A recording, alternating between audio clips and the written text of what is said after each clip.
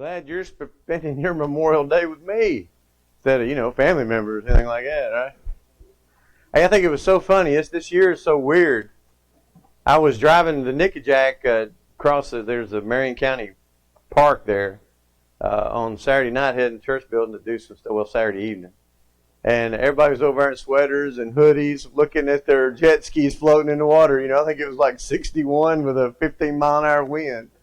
I thought, wow, how to celebrate the first weekend of summer. Let's go ahead and take this roll because I'm bad to forget it. Alan, Carmen? She's what? Open heart surgery yesterday. Well, that's some way to get out of class. You could have just called in or something. Is she okay, Roddy? Good deal. Whew, man. Well, I think that's the way I'd want it. Okay, thanks, Rod. Sorry, that was more of a detail than... Me and Roger, I tell you what, we're buddies right now. He is like my number one man. You might say, well, why is that? Well, the baby. I can't even remember why I like Roger now. No,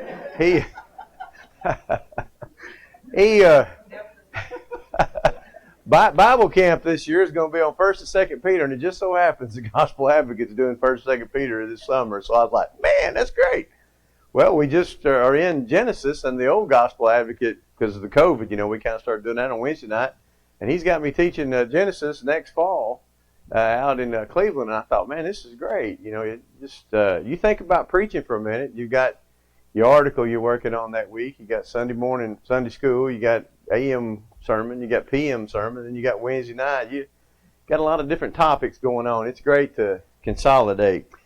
Donna's here. Reggie. Yeah, that was because you got good selection on your material there. Carla. Penny.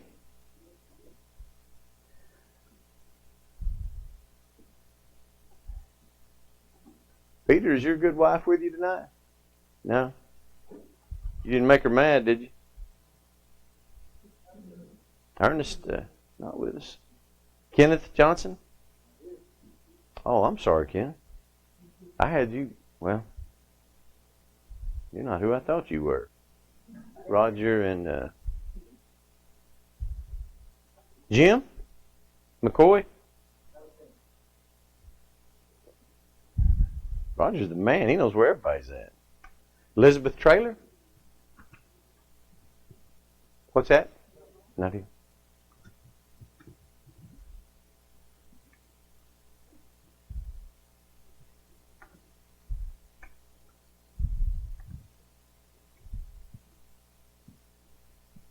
Johnny Bailey? What's that? Huh? Joni. It says that. Yolanda? Yeah, it's good to see you. I'm the sometimes teacher of this class. You notice the Dixons didn't come tonight, Roger. I think that speaks volumes, don't it? Yeah. All right. Well, of course, we're in Bible geography. And we said that it's a compound word, ge being earth, graphos to write about the earth. And we're talking about the Bible lands. And Roger, I meant to bum your pointer. Do you have that handy? Well, if you could you bring me a Coke and maybe a donut or something? I've worked him so hard already. But this is the Bible lands. We called this the Fertile Crescent. It looks a lot better on my computer screen than it does yours, I'm afraid. And then we talked about the length and the breadth of the Bible lands. Remember we said from the tip of Italy to the Persian Gulf, how many miles is that? 2,200, that's right. And from Mount Ararat to Mount Sinai is going to be north to south pretty much. And how far did we say that was? About 900 miles. So that's the area that we're talking about. Thank you, Roger. I appreciate that, man. Now if I can just remember how to use it. Hey, there we go. Put this up for a second.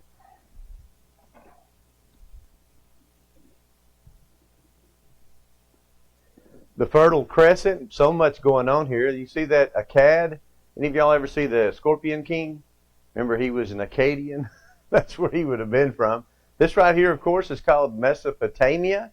And that simply means the land between the Tigris and the Euphrates, land between the rivers. This is the Fertile Crescent, and that has been a very hot, sought after, and contested place. Last week, I meant to talk about this before we moved on. Let me get back here. Wow, you just can't see it. That's why I didn't even think to mention it. Boy, you guys in the back, you're really at a disadvantage. This is brought out into modern day territory, and this, of course, is Syria. Here you have Iraq. Here you have Jordan, Israel, and I was just going to talk a little bit about what a mess that is right now. You know, man, they're full on blowing each other up and shooting and all that good stuff, and so that's a hot spot. That is a big time hot spot, and because of just false doctrine, and America is heavily involved in that area. I think more so because of the teaching of Zionism. And Zionism basically says that the children of Israel today are still God's people. And if we don't protect them, then we're going to be getting the wrath of God. And so that's just not so. Israel, God's people, that whole system came to an end in AD 70 by God's hand when He used the Romans to destroy Jerusalem with all the genealogies. They couldn't tell you a Levite from a tribe of Judah today. They just that has gone. Today, God's people are the Lord's church. That we're saved by being a Gentile and Jew in Ephesians chapter 2 in the church. That's no longer true, but as a result, I'll never forget when I first went into the service. I got what was called guaranteed assignment, Fort Stewart, Georgia. I didn't know anything about Rapid Deployment Force. I didn't know their tanks and guns and stuff were painted sand brown. I thought everything was green. No, I started paying attention to the paper because we had down in here, the 24th Infantry Division, a brigade of it was part of a peacekeeping force. And I started paying attention to things like that. And one of the soldiers I went into cannons, 155s. They look like tanks. They're not. I thought they were tanks first time I ever saw them. But he asked the drill sergeant, he says, how do we know these guns work? He said, that's simple, young man. We sell these to the Israelis and they use them. And sure enough, they've been using them and blowing. They're using them right now. You still see those 155s on television. So that's a hotly contested area today, and I think we have a lot to do with that due to just people thinking stuff that isn't so. And anyway, you were assigned page 36 last week, asked to take a look at that. And so I just thought we would kind of go into that. And so if you have that chapter, who likes to read? Carter, would you be kind enough to start there and just take off, and I'll be stopping you periodically. Right. Chapter 6, first word. Yeah. Yeah, like in the beginning, Oh, that's not it. I want in the beginning. No, that's right. Land of Egypt. Okay, go ahead and stop. Egypt, of course, is this landmass right here. It's a part of Africa. Okay, and so you're asked to put 15 on that map, all right? And so there would be number 1. That'd be a great place to start, wouldn't it? Go ahead, Carla.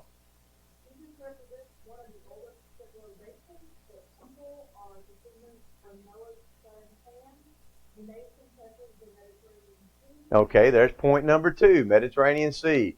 Unfortunately, this is not in color, but that's the largest body of water we're talking about, right? Go ahead, Carl. Okay, Nile River Valley. This you can't probably see it from back there, but this is kind of off color, kind of showing you that this is sort of hydrated a little bit. There's stuff can grow there, okay, and it's all because of the Nile. You're familiar with how it floods, and that's why they can produce the kind of stuff they're able to produce, kind of like California and the valley there. Okay. Without the Nile River, Egypt would be desert, like the desert east and west of the country. Therefore, Egypt has been called the gift of the Nile. The Nile River is the longest river in the world, unlike most rivers, it flows north. The entire grounds of Egypt is in the southern part of the country. Upper Egypt is in in the southern part of the nation. Okay, right there. Check it out. The Nile River, that's what we was talking about. Lower Egypt is actually north. That'd mess with you. Mess with me. You know, Lower Egypt is actually up above. Go ahead, Carl. The whole country is the size of the state of New Hampshire, approximately 9,600 square miles. The mouth of the Nile River divides into several branches of the English and Mediterranean Sea. The two largest branches are called the Heliopolis on the east Very good. and the Canopic on the west. Outstanding. Canopic. Yeah, very well. So there's two things that we don't ever talk about. You'll probably never hear that again unless you happen to hear Carla reading us on the YouTube one day. But and what they've done, they've taken some of those fingers and just, called this the Pelosic, and this one the Canopic, this part. So once again, that's just something that you could have used had you wanted to in one of those 15 locations you were asked to. Go ahead, Carla. Southeast of the Pelosic lies the land of Goshen, which serves I got that other. Jacob, his brothers, and others. And why did they want that area? Do you remember?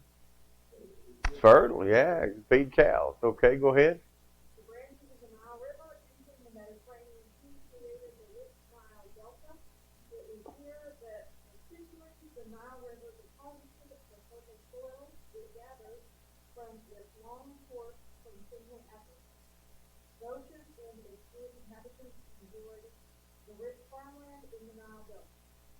The Egyptian people were short, dark complexioned, having deep set eyes, large cheekbones, thick lips, hooked nose. Well, I didn't even remember that section. Let's skip down to the part about Memphis. Before you do that, though, that was pretty common. People used to be short. Do you know that when the Spanish hit St. Augustine, you know what the average height of the Spanish person was that got off that boat? 4'10". You know how tall the Seminoles were? Average 6 foot. And the standard Italian guy at that time, lived to be like 41. The Seminoles were into their 90s, so you got to kind of wonder who helped who in that whole thing. But go ahead, let's drop down there to Memphis. You see that? Good deal. Memphis was the capital of Egypt. Okay, check it out. It's you won't see it on a lot of maps, but it is right next to. If you see Cairo today, Memphis is just a little bit to the west and south of that. Go ahead, Carter. Thank you. The word Memphis means city of a good abode. It lies 10 miles south of Cairo. The chief city of Goshen was Ramesses. It was the fourth city built by Hebron Shechem. Check it out. That's a hard place to find. Most of the time, you'll find it with P-I / or dash Ramesses. And of course, Ramesses being the name of one of the pharaohs. Thanks, Carter. Would you keep going? Yes, ma'am. On the map in our book on page 32, Uh-huh. is NOPH the same as Memphis? I think so. I think so because I couldn't find it. I had to actually do a search on Memphis. Yeah. And, that's one of the frustrating things sometimes about this is, and I'm sure Ramesses got a different name too. I'd bet money on it because of the Google searches I ran, it was the only one I could find. And, when you're talking about something, we're 3,000 years, before the Christ. So you're talking a long time ago. And so, yeah, but I think that's right, Donna. Okay, go ahead. Alexandria was a great shipping port and an important cultural city. When you think of Alexandria, what pops in your mind? If you think about the Bible and Alexandria, what's the first thing that pops in your mind? Septuagint. Wow. That's not what hit me. I was thinking of Acts 18:24, the Apollos, He was an Alexandrian, right? So where did he come from? From Alexandria, And what was the thing and that's great, though. That's exactly right. Septuagint was translated there. But Alexandria is one of those, it was the Athens, it was the place of academia. I mean, it was, library of over 200,000 scrolls. Can you imagine I always thought the Dewey Decimal System was pretty tough, on those library books. Can you imagine trying to keep up with that many scrolls? But it's also interesting. It's Alexandria's mentioned 2 other times in Scripture, both in the end of Acts, and both times it's Paul getting a ship on his way to Rome. Both ships. So obviously a lot of traffic, sea traffic, coming out of Alexandria. Go ahead. It was built by Alexander the Great. It was here that a large Greek-speaking Jewish colony flourished centuries after the Exodus and the Euphrates. The Suez, the Greek translation of the Old Testament, was mentioned on Excuse you. Bless you. the enslavement of the Hebrews, the birth of Moses, and the crusade 80 years after Moses' birth preceded the dramatic exodus of the Hebrew people from Egypt. God miraculously caused the Red Sea to part. To what? Okay. The Red Sea. These is tentacles. These are like little. I've got a picture a little bit later. But this is actually. I wish it was in color. But this is actually, of course, 2 different bodies of water. The Suez Gulf of Aqaba, and here's Sinai. But the Red Sea is here. And a lot of times you'll notice in some of your newer Bible maps, they'll have Israel crossing up here, like like they went through a little section of it. I don't think that's what the Bible teaches. But go ahead there, Carly. Caused the Red Sea to part, providing them with the route of escape from the Egyptian army. The Egyptians tried to follow the people. God caused the walls of water to collapse around the table. Crossing the Red Sea, the Jews, and they were called Muslims. Into the Sinai Peninsula. Sinai Peninsula just being that finger that sticks out into a body of water. Most of us think of a peninsula. What's the one that comes to mind if you live in North America? Okay, I was thinking the Yucatan, where Mexico juts out into the Gulf of Mexico. It's actually called but I guess, yeah, that would be okay. But here's what we're talking about, Sinai Peninsula. That's right. I just need to quit. I just say, okay, listen, this is what. All right, go ahead. There they wandered for 40 years because of lack of faith in God. The Sinai Peninsula was triangular and ran between the Gulf of Suez and the Gulf of Aqaba. I hear.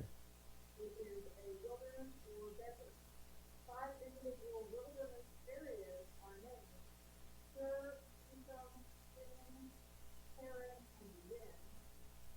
Mountain plateaus, rise. Ooh. Okay, hold on just a second. I for some reason I had the Gulf of Suez in there. Just wanted to name those, I suppose. I thought it said that in the book. Gulf of Suez, you have the Suez Canal. 12% of all traffic, commercial trade goes through that thing. 30% of these container ships go through that. 52 of those huge container ships go through every day. And one of the things that amazes me, and you can't see that for nothing, that is an aircraft carrier.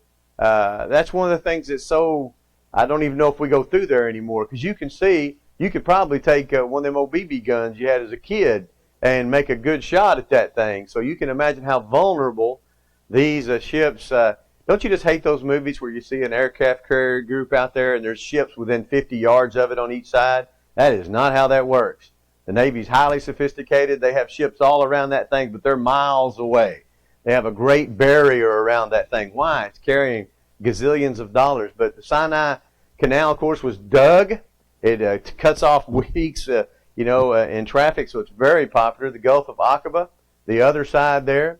Now, she just talked about the wilderness. There's your 4 wildernesses. Notice you have the wilderness of Shur, Ephraim, of wilderness of Sin. We're most familiar with that because Israel spends quite a bit of time there. Then we talk about the wilderness of Paran and the wilderness of Zin. When we think of wilderness, generally we've got trees and stuff in it, right? Not so much the case, because remember, this area, if you saw it a while ago, is mostly all arid. Just nothing really is going to grow there. Go ahead, Carl, if you would.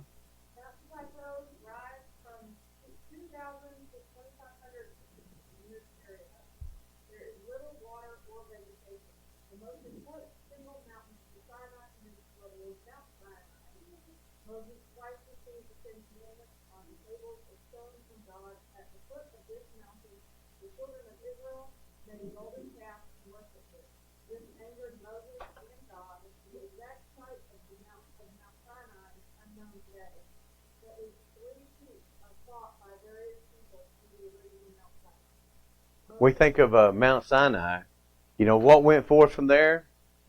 The old law, right? But where is the new law coming from? Where's it going to be? Isaiah 2 and so forth. Jerusalem, that's right, from Mount Zion. And so just a totally different thing that we're going to be looking for. Let me go ahead and go through this, Carla, real quick. You did a great job, but I thought there was a lot more in between those than I wanted. Edom, this is not a great map to show you Edom. Here's the Dead Sea. Edom's going to be right to the south and east of it. Also, the Dead Sea, this body of water right here. Petra is, once again, boy, this just doesn't show up like I wished. Petra, this is this very nice valley here. You can live there. You can plant things there. But this starts rocks and hill, just really inhabitable country. But Petra was right here. And I wanted to take the time, and I tell you what, let's go ahead and do that. I want you to see this place first and foremost. This is called Petra.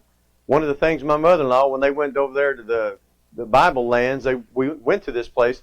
This is the treasury at Petra. These are camels. It's a pretty good sized thing. It's a lot brighter on my computer screen.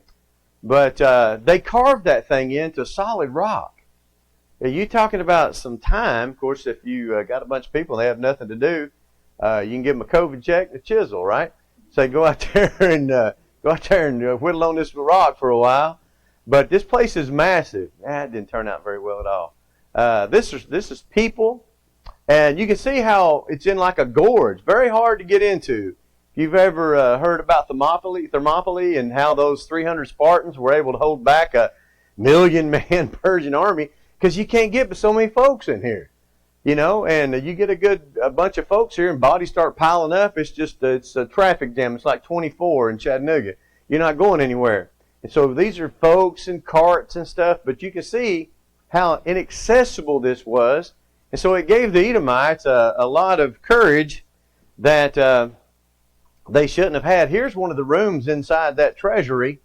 And I mean, it's just carved into just absolute stone. Just absolutely amazing to me.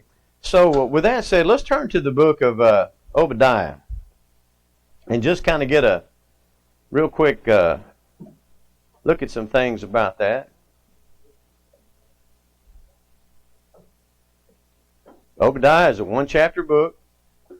Notice the vision of Obadiah. Thus said the Lord God concerning Edom, talking about this very nation that we were talking about a moment ago. It's up on the screens for those of you who are having a hard time finding it. Don't worry about it.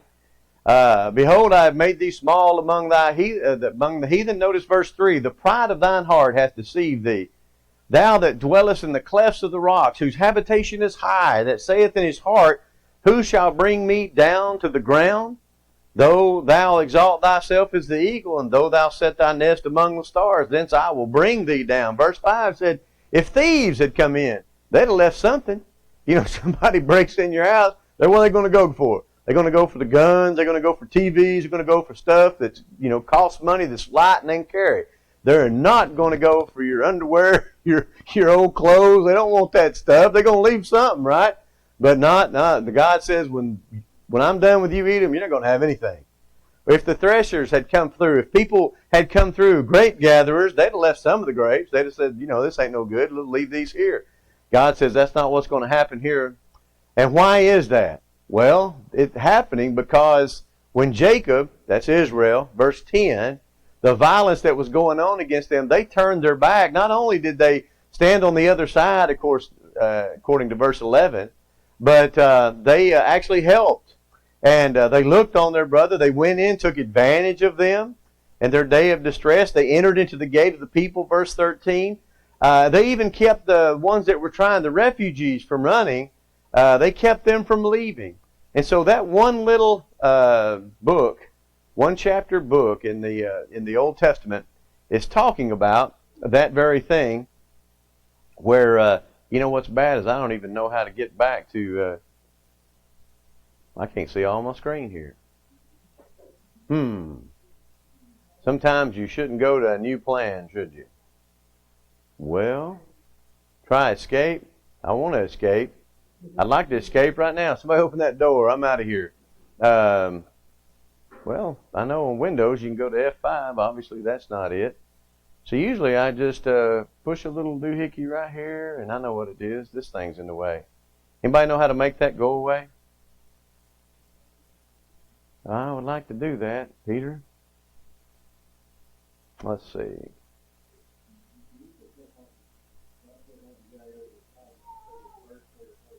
That's what I'm trying to... You can drag on it and do that? Okay. Options. Nope, wrong thing. Well, hey, y'all get to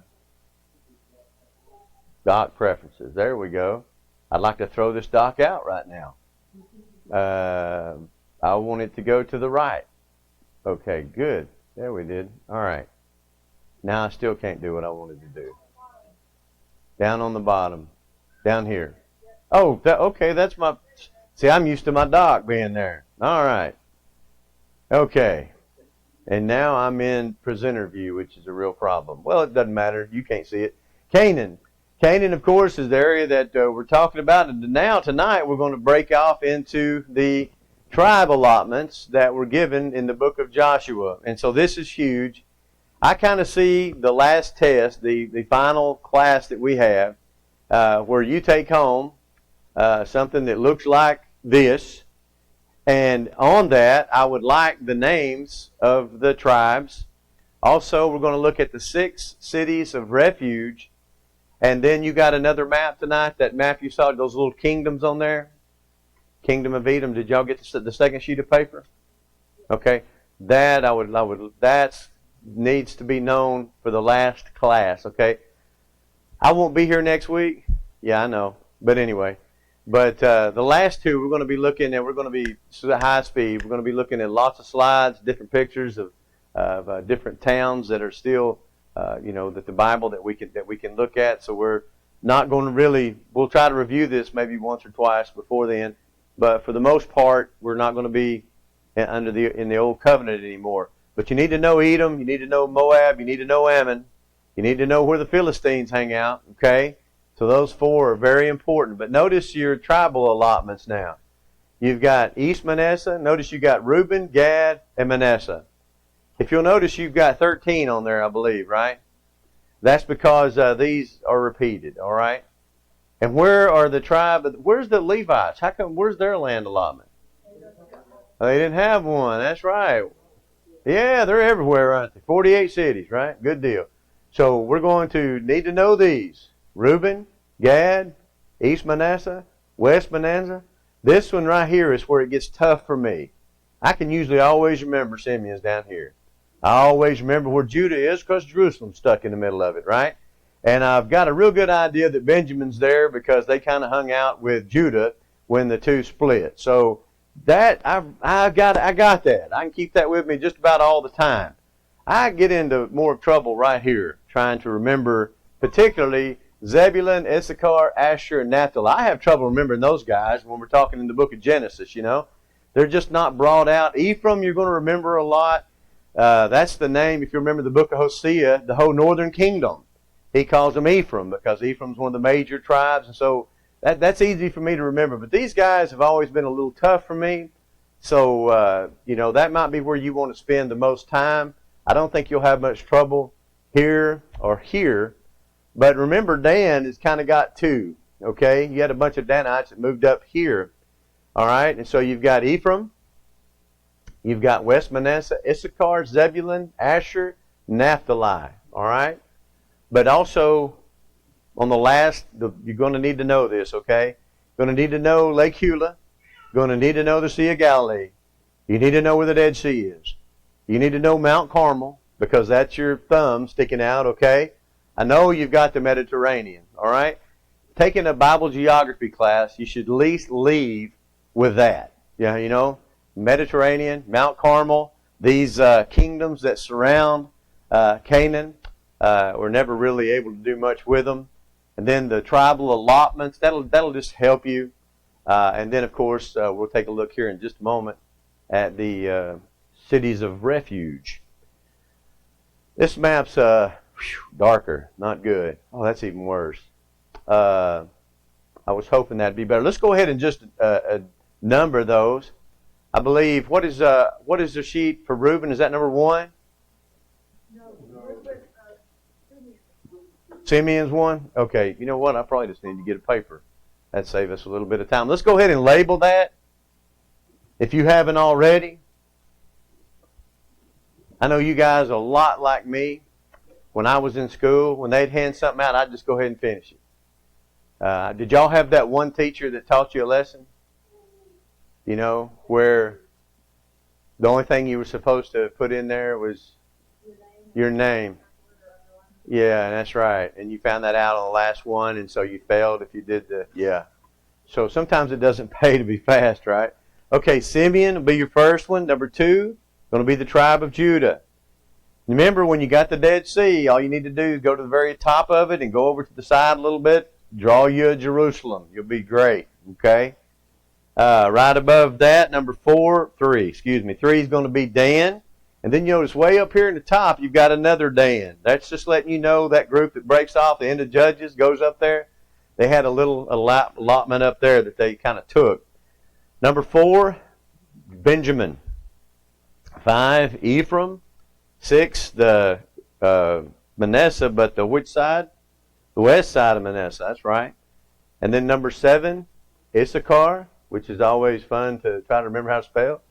And then you got number 8, which is Zebulun. Man, you can't even see that at all. All right. Number 9, Asher.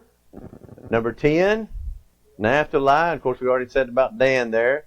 Then we've got that, boy, I tell you what, you want to be in Manasseh if you liked having a lot of land, wouldn't you? They got big old allotment. Bad thing is, you got all these mean guys over here that you're always going to have to deal with. But number 11, of course, is East Manasseh. 12 is Gad. Then 13, Reuben, the firstborn, right? Okay, you kind of need to know that from memory. All right, you got a few weeks. I wouldn't beat myself up over it, but it'd be really good if you could do that. One of the bad things about it, I'm a former military guy. You know, we try to put everything in acronyms, and I've just never found one that'd work with this. You know, RGM. What do you do with that? I don't know, but need to know that. Okay. All right, moving a lot along here. I'm impressed. These are the 6 cities of refuge. Okay, you have got 3 on the east and 3 on the west. The 3 on the east are Golan. When you think of Golan, what do you think of? Yeah, and what do you think of with that? Bombs, missiles, and rockets. That's all I think of, because since I've been this high, I've heard of Golan. I didn't know where it was. But I knew whoever it was, they didn't like each other, man, because they was constantly shooting at each other and throwing missiles at each other. Then over here, we've got Ramoth. What do you think of when you think of Ramoth? What the first thing pops to your mind? Yeah, and what do you think of when you think of Ramoth Gilead? Let us go up. Who's begging who to go with them to fight? Oh, Ahab. He wants somebody to go with him. Who is it? No, it's not Joshua. Jehoshaphat. Yes, and what is Jehoshaphat? King of Judah. He's a good guy, right? He's a pretty good guy. But he has this problem. He hangs out with bad people. And then he lets his kids marry into pretty sorry families. But anyway, and so, Jehoshaphat, there's a lot to be said about him. But boy, that's just bad decisions. And so this, of course, is where in that battle, who's going to die there? By an arrow. It's going to go through his plate in his armor, place in his armor where he wasn't secure. Do you know what one of the theories is on who shot that arrow? You ever heard that before? Roger, you ever heard that? Who they think? Sir? Not that I remember. Somebody I was reading thought that might have been, him. Who was the guy that wouldn't dip in the Jordan? Naaman. Yes, Naaman. Yeah, somebody said they thought that might have been how he rose to fame. Absolutely is nothing to back that up. All right. Bezer. Bezer is your 3rd city on the east side. We move to the west side. Hebron, Shechem, and Kadesh. Kadesh, one of the oldest cities to be dug out. And I remember watching one of the earliest archaeology shows I ever watched. They were digging that, and It's the first time I learned about tails. You know how they tails just a mound, and then they built a city on that mound. Then they built a city on that mound. They get burnt down. They build another city, and so they kind of determine how old a place is by how many different burned out cities are on top of it. But there's your 6 cities. You need to know those. Okay, Golan, Ramoth, Bezer on the east, on the west, Hebron, Shechem, and Kadesh. Okay, what were the cities of refuge? What were they for?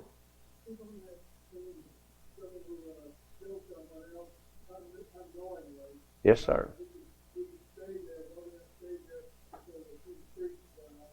Yeah. We would kind of call that a situation of like manslaughter today, right? It's an accident. You didn't mean for that to happen. But he's dead. And he's got a next of kin, and the next of kin's responsibility is to do what? Yes, kill you. And so you got to go to one of these cities and hang out a week or two, and then you could leave, right? No, you had to wait to the death of who? The high priest. If it's my luck, a dude would have been 18 that just got it. You know what I mean? But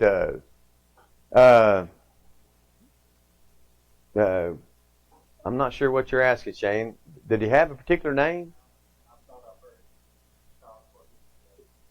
Yeah, I know it was the person next of kin, blood kin. You know, was it the Avenger? Okay, Avenger blood. But he had a right to slay you. You know, if he could catch you, get a hold of you. That's why it's real important that you would get to one of those cities, and it's important you stayed in one of those cities, because if you came out, you remember the story of the two men, the two generals, who one of them was David's man that was trying to work up a deal, and of course his was it Joab, I believe, that slayed him. You know, you need to stay inside the border, because if you went outside the gate, they could kill you. Of course, yes, sir. When they got to the city, they weren't necessarily home free. There had to be a judicial process. That's right. Elders had to meet. That's right. So getting inside the city didn't mean you're good. Right. There had to be investigation. Yes, sir. Boy, now, Donna, I don't know. I don't think we're given any information about that. I guess you could. I'd imagine you'd be free to go there, you know, if you would. I know the one thing would be my luck is whoever I accidentally killed, their whole family would be all elders in that particular city I was going to. Because, you know, don't go to that one. Go to the next one. But, yeah, that was, you know, that was the deal. Like Roger said, it wasn't just you made it in the gate like, whew, I'm home free.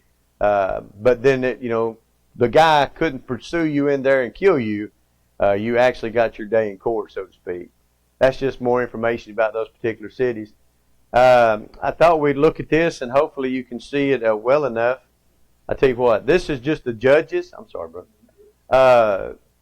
Just wanted you to see the tribal allotments. So here's Dan farthest to the north. And so you've got Shamgar, Elon, Gideon doing his work here, Tola, Jair, Jephthah. And the only reason I really wanted you to see that is the judges were all over. It just wasn't one area where they were working. And then, of course, here's a little bit further south. Remember, we talked about Jephthah a moment ago. Abdon here, Deborah, Ehud, Samson, Ibzan, Othniel.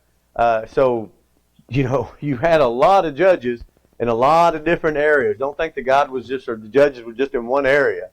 And, you know, each one of these guys was raised to deliver Israel out of a predicament. Some nation somewhere was coming in and attacking that area.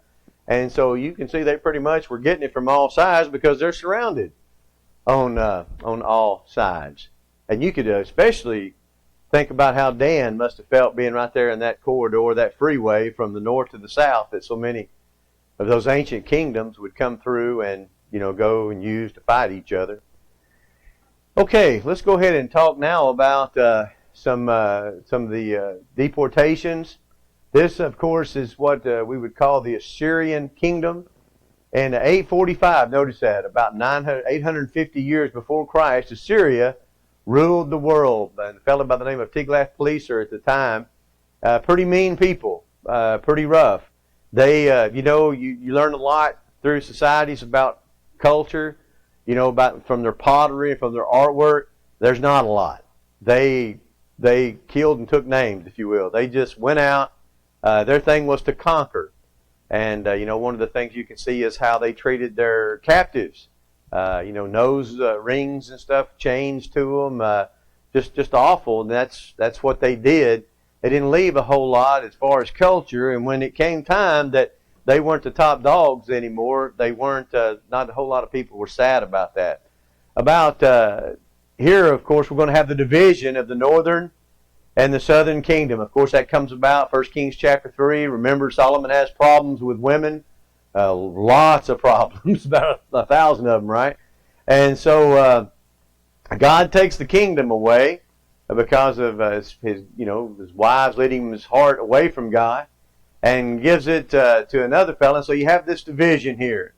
The southern kingdom is going to last a couple of years, or about a century longer than the northern kingdom. And the reason we talked about, boy, you can't see that at all. Boy, it's a real shame. This is the area. Here's the Fertile Crescent. This is the Tigris Euphrates. Israel is going to be deported to Golan, to the Hebron area. That's where they go. And they're taken. And you can't see that at all. My apologies. But they are deported. But if you're a Mormon, what happened to those northern tribes?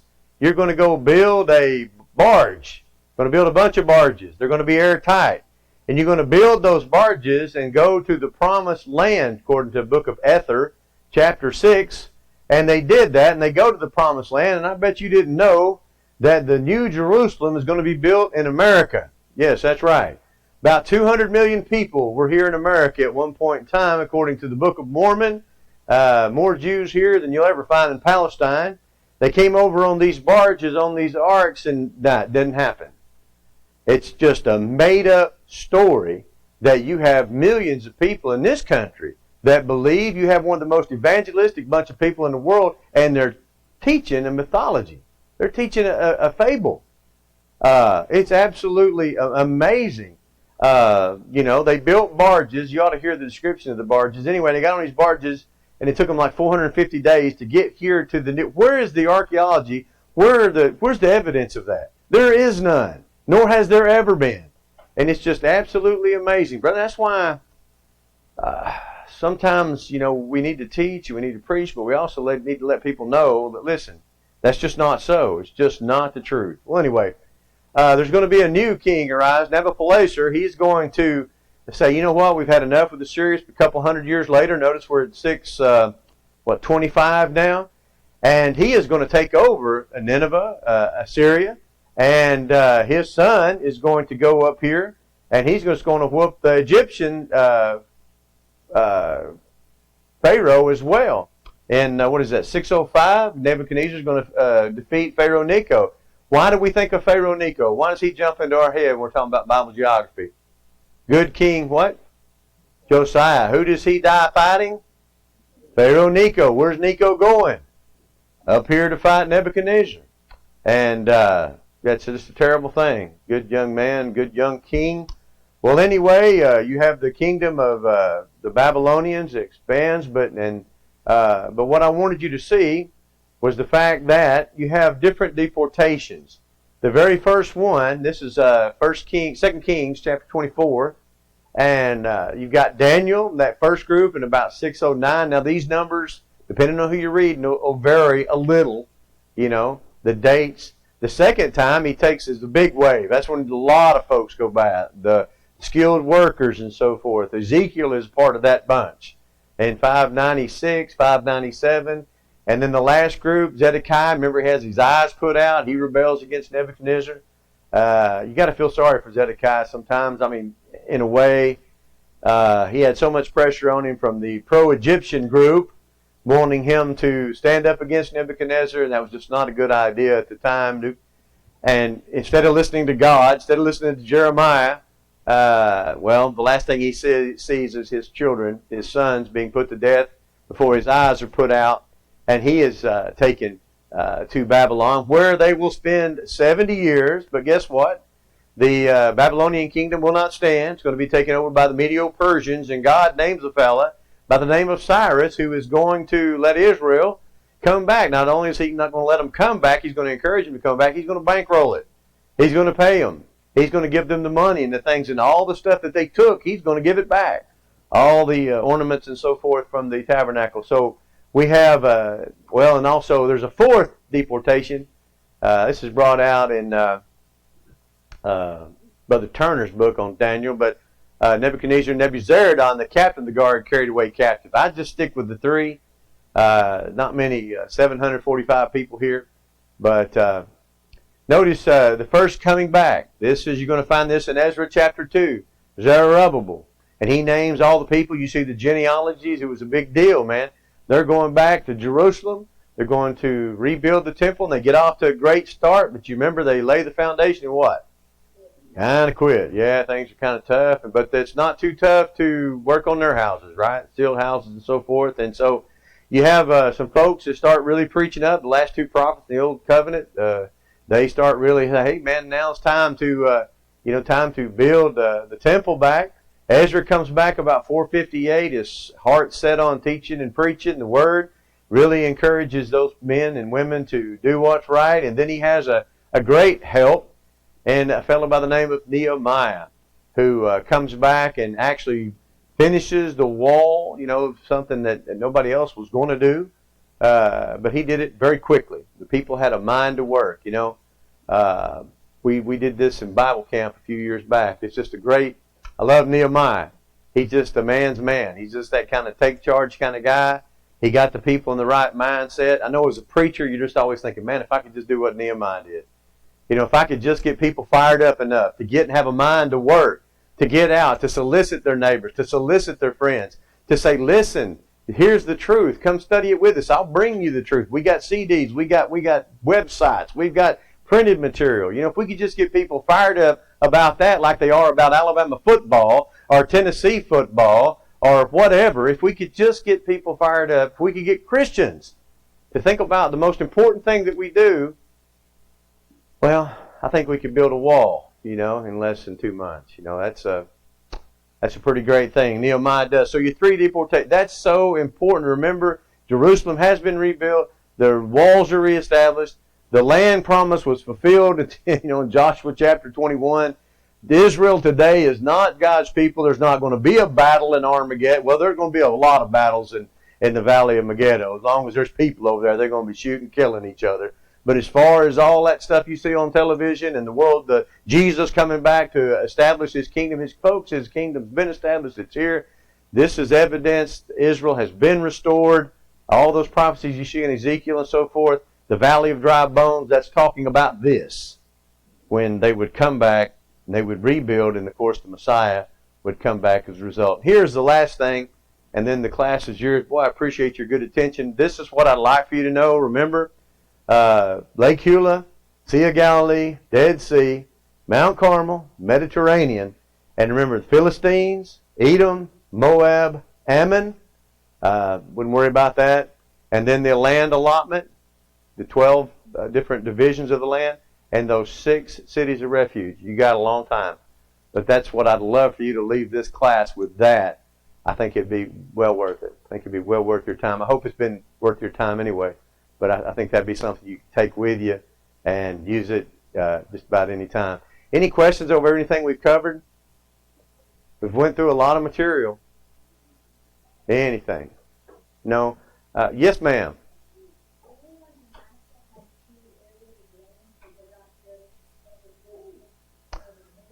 Yes, ma'am. Well, you had a bunch split off. End of Judges there. You remember they went up and that's a pretty rough story. They went up there and found some people and I just don't think they thought there was enough land there in Dan, so they went up and took some more land. Y'all know what we're talking about? Remember the guy? Boy, my mind, I just read this not long ago. You had a priest that went up there and it's just a messed up story. What's that? Yes, sir. And he's not really got an idol. Everything's just all messed up. And then you got these Danites who want to take him and make them their priests. Well, where are they supposed to go to worship? Where are they supposed to go offer their sacrifices? And they're supposed to go to Jerusalem 3 times a year. They're not supposed to. It's just, but I believe that's the answer there. You just had a group split off and go up there and take that over, and so they just recognize that as such. Roger, you got anything on that? Anything more? No? Let's have a prayer together, shall we? And we'll be dismissed. Our Father in heaven, Lord God, we're thankful for this day, thankful for these men and women that'll come out and give up their time, Father, to come and learn more about you, to be better teachers and servants and teachers and preachers and workers in the Lord's kingdom. And we're just so thankful for them and thankful for the opportunity to be here tonight. Thankful for this congregation. Thankful for Brother Campbell and Lewis and all the efforts that they've made over the years to make this possible. We're thankful and indebted to them. It's in Jesus' name we pray. Amen. Thank you.